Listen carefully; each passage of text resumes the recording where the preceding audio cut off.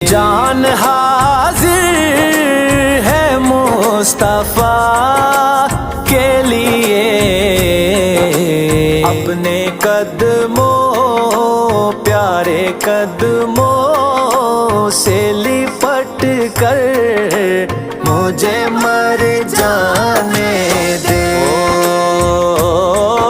बड़ी हसरत है तेरे बूहे ते, बड़ी हसरत है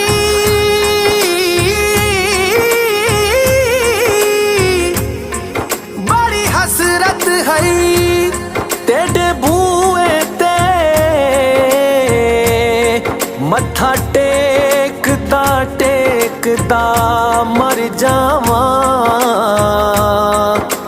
तेरे इश्क दा बाल के मच सोहना।